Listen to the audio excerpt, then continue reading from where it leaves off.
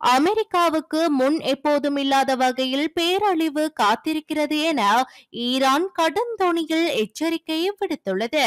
Zuzi, the clothing store. முழு குடும்பத்தினருக்கும் தேவையான அனைத்து ஆடை அணிகலன்களையும் ஒரே இடத்தில் கொள்வனவு செய்யுங்கள். அனைவருக்கும் ட்ரெண்டிங்கான எக்ஸ்க்ளூசிவ் கலெக்ஷன்ஸ் எங்களிடம். கொட்டஹென, ஹேட்டன் மற்றும் வில்லபத்தை புதிய கிளையில். சந்தோஷமான தருணங்களை ஜூசியுடன் கொண்டாடுங்கள். அமெரிக்கா நடத்திய வான்வழி தாக்குதல்களை தொடர்ந்து கதிர்வீச்சுக்கான எந்த அறிகுறியும் இல்லை என்று ஈரானின் அணுசக்தி அமைப்பு உறுதிப்படுத்தியதாக ஈரானிய அரசு ஊடக அறிக்கைகள் தெரிவிக்கின்றன. இதனால் பொதுமக்களுக்கு பாதிப்பு இருக்காது என்று உறுதிப்படுத்தப்பட்டுள்ளது. இதனால் அமெரிக்காவுக்கு முன் எப்போதும் இல்லாத வகையில் பேரழிவு காத்திருக்கிறது.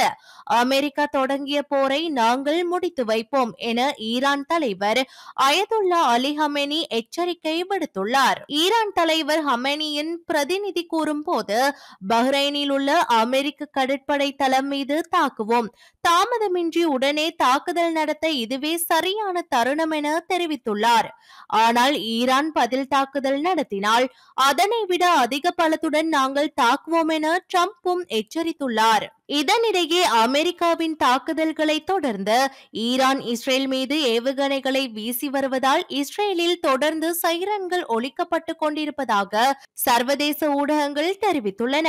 மேலும் ஈரானிய ஆதரவு பெற்ற போராளி அமைப்புகள் தாக்குதல் நடத்தலாம் என்ற அச்சம் எழுந்துள்ள சூழலில் பல்வேறு நாடுகளில் உள்ள அமெரிக்க தூதரகங்கள் மற்றும் தூதரக பகுதிகளுக்கு பாதுகாப்பு அதிகரிக்கப்பட்டுள்ளது. ஈராக் உள்ளிட்ட வளைகுடா நாடுகளிலும் சவுதி அரேபியா, ஐக்கிய அரபு அமீரகங்களில் உள்ள தூதரகங்களிலும் பாதுகாப்பு பலப்படுத்தப்பட்டுள்ளது. இதேவேளை முன்னெச்சரிக்கை நடவடிக்கையாக அமெரிக்க நகரங்களில் பாதுகாப்பு அதிகரிக்கப்பட்டுள்ளது. இது தொடர்பாக நியூயார்க் நகர போலீசார் வெளியிட்டுள்ள அறிக்கையில், நகரில் உள்ள முக்கிய இடங்கள், மத வழிபாட்டு தலங்கள், கலாசார மற்றும் தூதரக மையங்கள் உள்ளிட்ட இடங்களில் பாதுகாப்பு பலப்படுத்தப்பட்டுள்ளதாக தெரிவிக்கப்பட்டுள்ளது.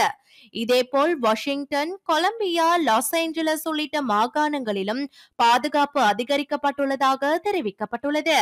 இந்நிலையில் அமெரிக்காவுக்கு ஆதரவாக அனைத்து வகையிலும் துணை நிற்போம் என இஸ்ரேலும் தெரிவித்துள்ளது.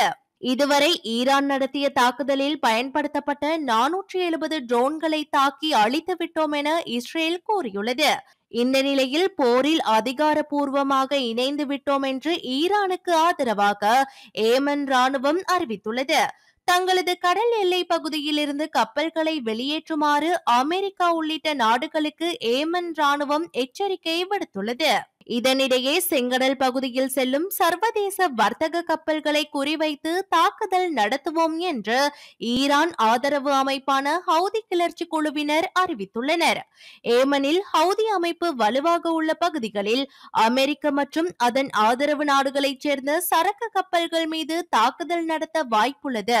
இதனால் சர்வதேச கப்பல் போக்குவரத்து பாதிக்கப்படும் அபாயம் இருப்பதாக தகவல்கள் வெளியாகியுள்ளன.